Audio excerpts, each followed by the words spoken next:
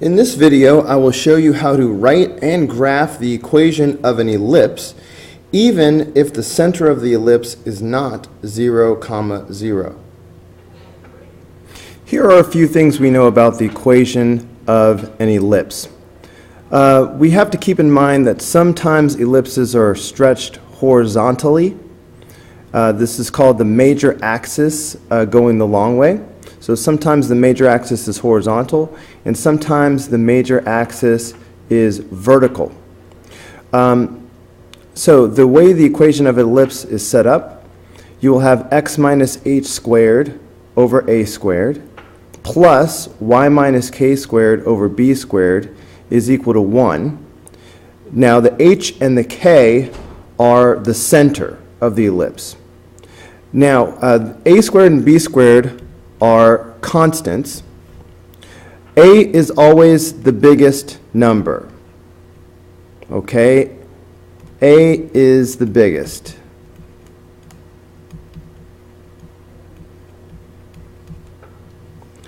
A is the distance from the center to a vertex. All right? The vertices are always the long way.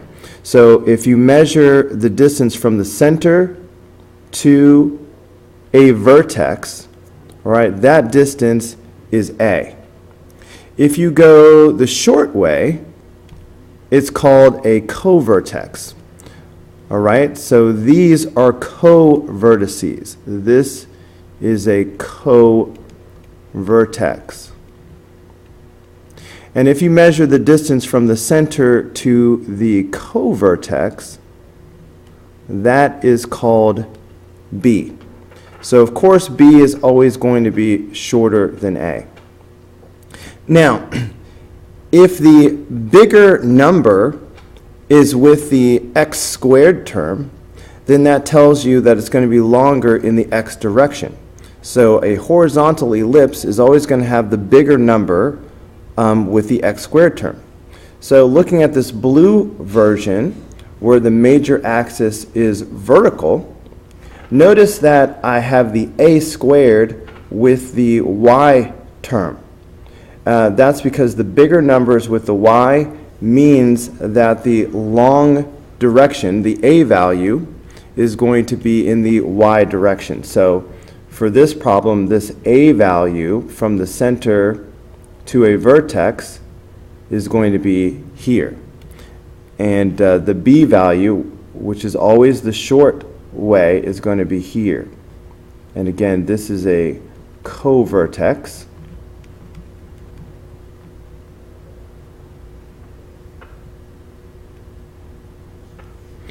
And this is my b value.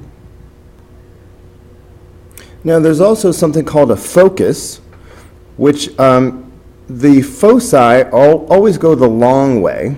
So they will always be on the major axis, and they will occur inside of the ellipse in two places, like for example here and here. Now the distance from the center to a focus is given by the variable c, or the constant c. So we will also have the c in here, okay, that we'll have to deal with. All right, there are two foci, just like there are two vertices and two covertices. All right, but this distance right here is going to be given by c. It turns out that for an ellipse, the relationship between the a, b, and the c is this. C squared is always equal to a squared minus b squared. Let me just throw in one more thing while I'm doing this. There is something called eccentricity, all right, which I will use the variable e for eccentricity. It has to do with how far an ellipse is, or any conic section, away from being a circle. But the eccentricity is always c over a. So basically, you need to memorize everything on the screen right now. All right, for problem number 1, we have this ellipse. It is centered at 0, 0, the origin, and we're supposed to write a standard equation for this ellipse. So we know that an equation for an ellipse that's at the origin, since in general we have x minus h squared over something and y minus k squared over something, if the center is 0, 0, the h and k are 0, then we'll just have x squared and y squared with no h and k. So we already know this equation is going to be x squared over something plus y squared over something, all right, because the center is 0, 0. And for an ellipse, it's always going to be equals 1 in standard form. So we just need to know the number for a squared and b squared. So first of all, what's a and b? So remember that a is the distance from the center to a vertex, meaning the long way, from the center out to the edge the long way. So this is a right here. Okay, so a is 4. That means a squared is 16. Okay, now b is the distance from the center to a covertex, the short way to the center. So b is 2. That means b squared is 4. Okay, so the denominators are a squared and b squared, but we just need to pay attention to where we put a squared and where we put b squared. So since a squared is in the vertical direction, it's in the y direction, then I will put this 16 with the y squared term. So 16 is going to go here with the y squared. All right, again, because the a value is vertical, the y direction. Because the b value is horizontal, the x direction, I will put this b squared of 4 with the x squared term. So the 4 goes here. And there we have our standard equation. All right, we need to do the same thing for this ellipse, come up with a standard equation. Now the center is here. Notice that it is not the origin, okay? So this center is at the point 1, 1. So that will be our h and our k. In the formula, notice that we have a minus h and a minus k.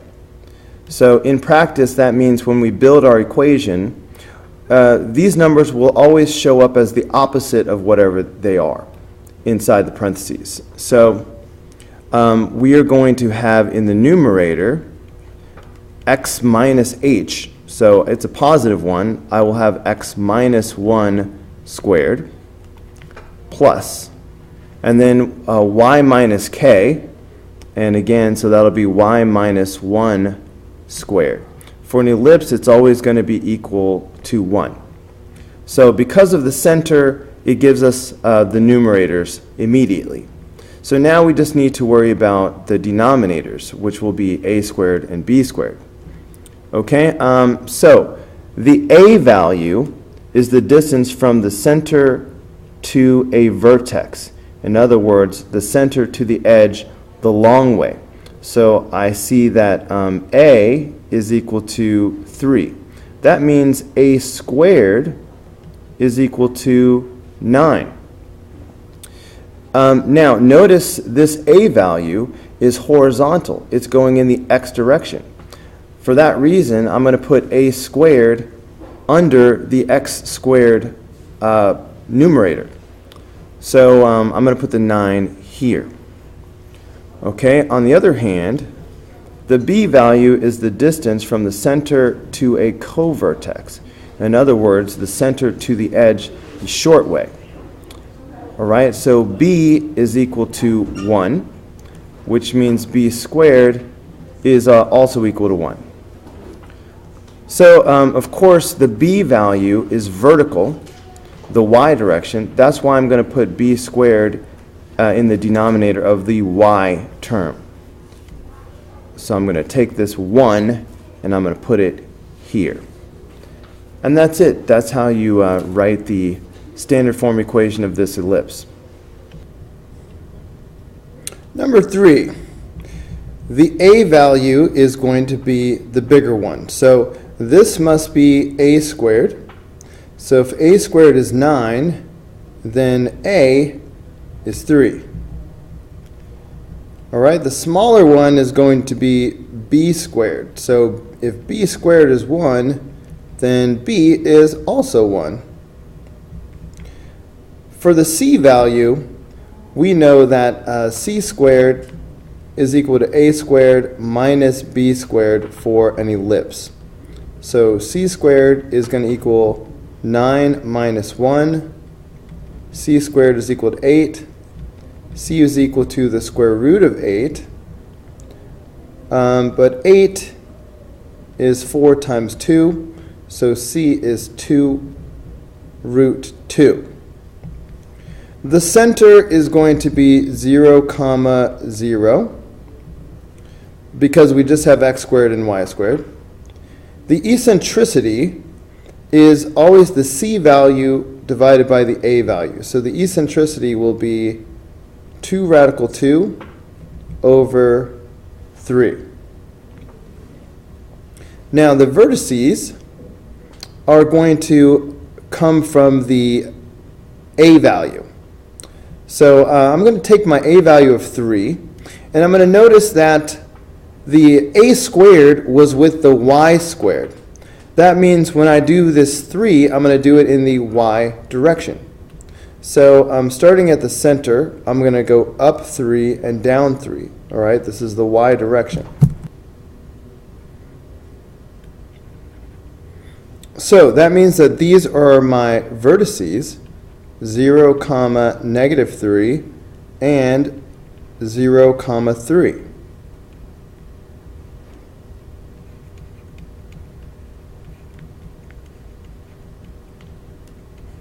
My covertices are going to come from the b value. All right, b squared was with the x squared.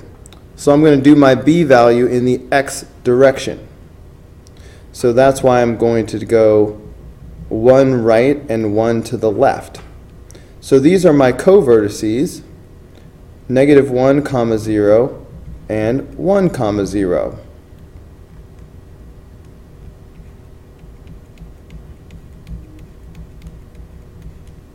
Now, the foci will always go on the major axis. They will always go the long way. So I have this 2 radical 2. It would be useful to know the decimal approximation. Okay, so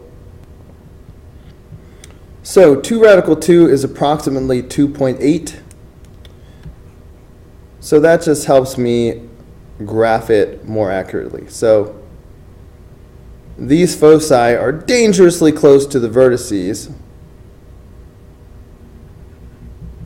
But even though I use the value 2.8 to plot them, when I label them, I'm going to use 2 radical 2. So this is 0, 2 radical 2. And this one is 0, negative 2 radical 2. And let's go ahead and graph that ellipse.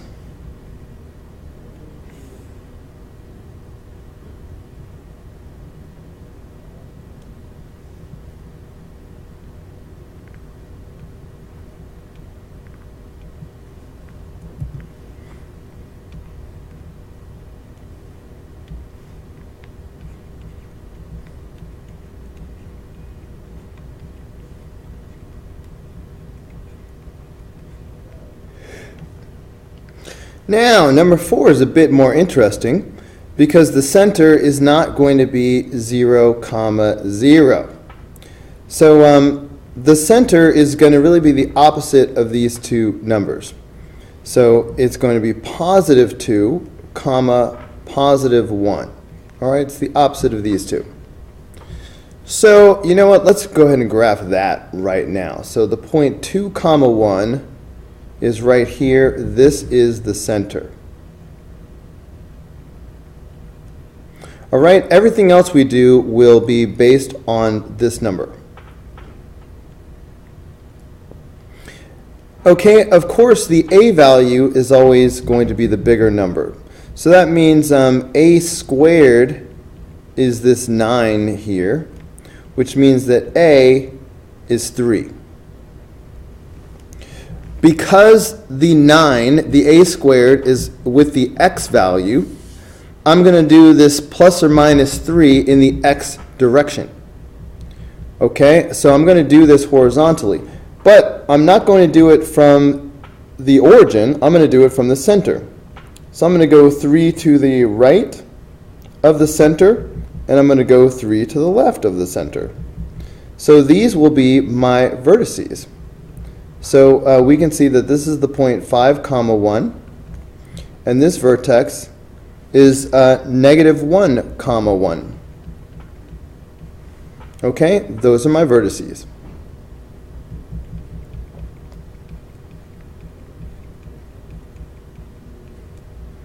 Let's move on to the b value. So the b value is the smaller value. So because of this 4, that means b squared is 4, which means that b is 2. So because this b squared is with the y, that tells me that I will do my plus or minus 2 in the y direction. But I'm going to start from the center, and I will go up 2 and down 2 from the center. So these will be my co-vertices. And this is the point 2, comma 3, and this is the point 2, comma negative 1.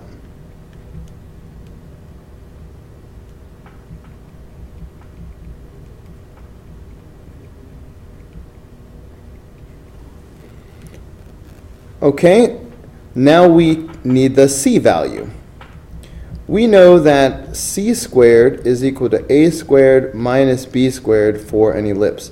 So c squared is going to equal 9 minus 4. So c squared is equal to 5.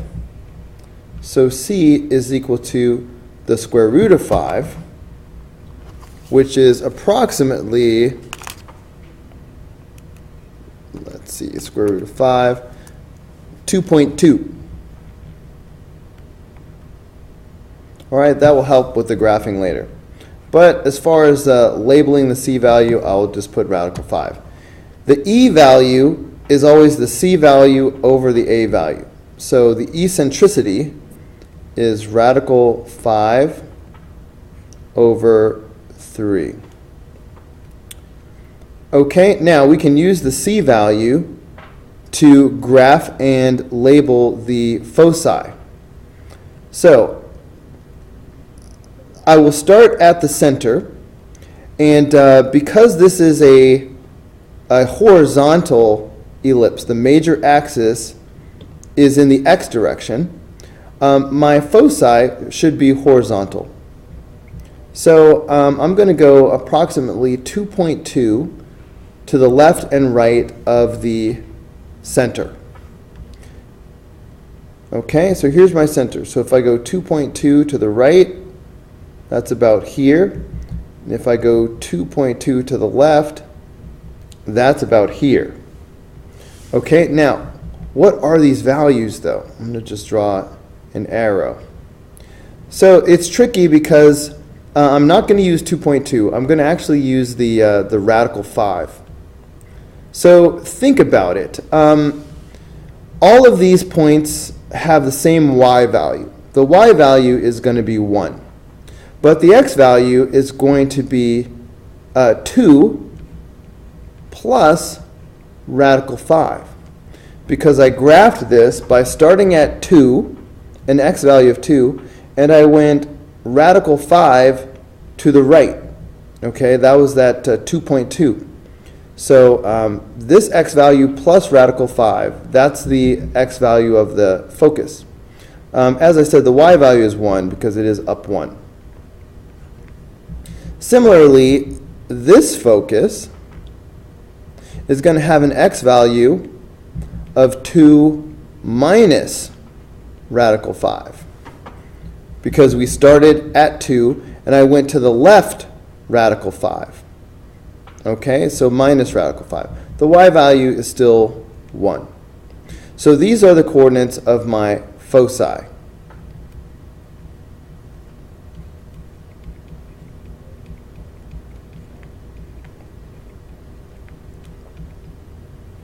Oops.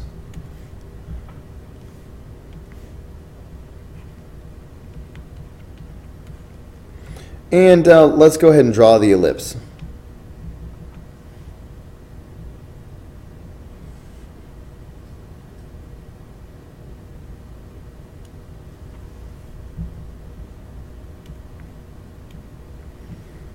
All right, and that is how it's done.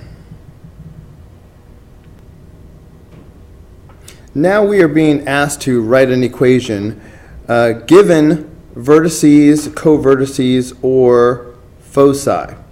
This is going to be very easy. We're told it's an ellipse.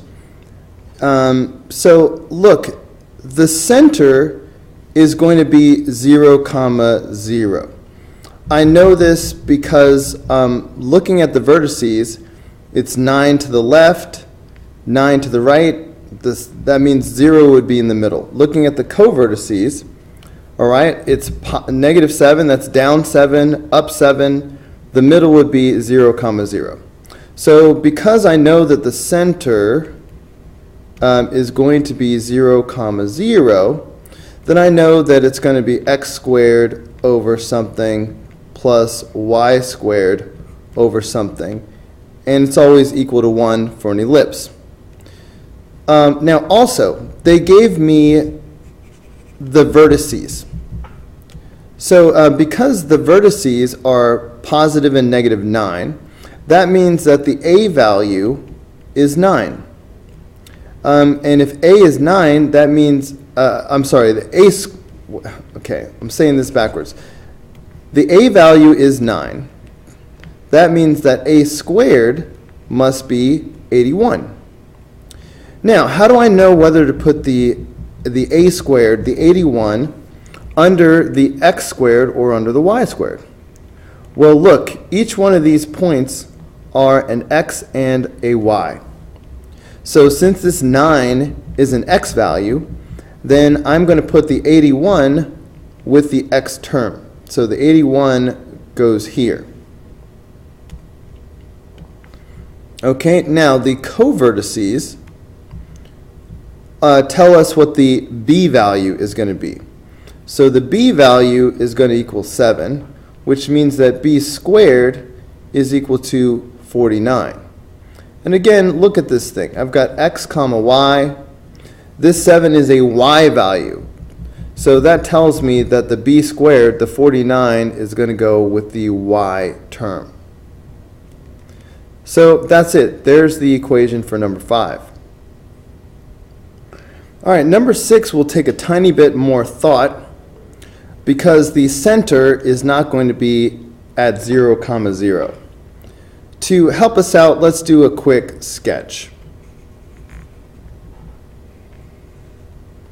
Okay, so we have a vertex at 1, negative 9. All right, so here's 1, and here is negative 9. So here is a vertex. We have another vertex at 1, 15.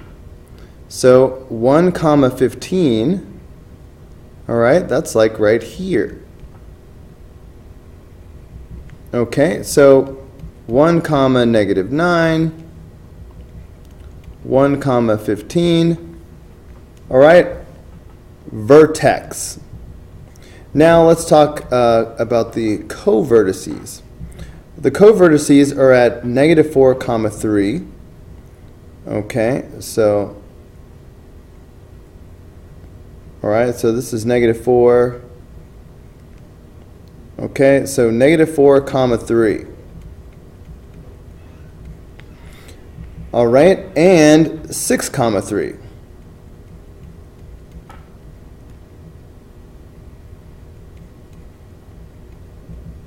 So these are my covertices. So what I'm doing is I'm trying to find the center. So look, if I draw the major axis, it's going to be like this. And if I draw the minor axis, it's going to be like this. Okay? Now, what is the point right here at the center? Well, the x value is 1, like these 2 points. The y value is 3, like these 2 points. So the center is 1, comma 3. Because the center is 1, comma 3, that tells us the numerator of our equation. Okay, so we're going to have x minus 1 squared because of the x-coordinate of the center. We're going to have y minus 3 squared because of the y-coordinate of the center. And of course, the equation of an ellipse is always equal to 1. So all we need to know now is the a squared and the b squared. Well, let's see. The a value is going to be this distance right here. This will be my a value. Okay, it's the distance from, let's see, so here we have a height of 3, a y value of 3, and it goes all the way up to 15. So what's 15 minus 3? That's 12. All right, so the a value is 12. Okay, that means that a squared is 144. Now this is in the vertical direction, the y direction, so I'm going to put that 144 with the y squared term. Okay, now I need the b value. The b value is right here. Okay, the distance from the center to a co-vertex. Okay, the x value is at 1, and then it goes from 1 to 6. So what is 6 minus 1? Of course, that is 5. So my b value is 5, which means that b squared is 25. This is in the x direction, so I'm going to put this 25 in the x squared term. So this would be the equation for number 6. All right, let's do one more problem. All right, I'm going to sketch this one as we go. Okay, the vertices are at positive and negative 12. Okay, so let's see, 1, 2, 3, 4, 5, 6, 7, 8, 9, 10, 11, 12. All right, do I even have enough space for that over here? Better make it longer. 1, 2, 3, 4, 5, 7, 8, 9, 10, 11, 12. So these are my vertices. All right, here and here. Okay, 12 comma 0 and negative 12 comma 0. Notice that these are in the x direction. So I already can tell you something about my equation. First of all, you can see that the center is right here at 0, comma 0.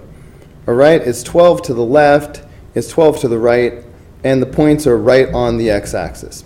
Since the center is 0, comma 0, I know that the numerators will be x squared and y squared. Okay, and it's going to have to equal 1. Now this is the a value. The distance from the center to a vertex is the a value. So a is 12, which means that a squared is 144. because this is in the x direction, the 144 will go in the denominator of the x squared. Now I just need the b squared. But to find that, I'm going to need the b value. Well, let's do some calculations. We know that c squared is equal to a squared minus b squared. Okay, we know that a squared is 144. The foci tell us what the c value is going to be. Because the foci are plus or minus 10, that tells us that the c value is going to be 10. All right, it's the distance from the center to a focus. All right, basically the foci are here and here. Okay, so that's the c value is 10, which means, of course, that c squared is 100. So when we do our c squared equals a squared minus b squared, c squared is 100, a squared is 144, and we are looking for b squared. All right, if I add b squared to both sides and subtract 100 from both sides, basically I'm moving b squared to the left and I'm moving 100 to the right. That's going to give me b squared is equal to 144 minus 100. All right, I move that over there and I move that over there. So that means b squared is equal to 44. Okay, I'm not going to do the square root because I want b squared. So that tells me that the 44 is going to go right here. And that's it. Alright guys, that's going to do it for this video. Go ahead and click here in the red apple to watch the next video. Click in the green apple to subscribe, or click the yellow apple for the full playlist.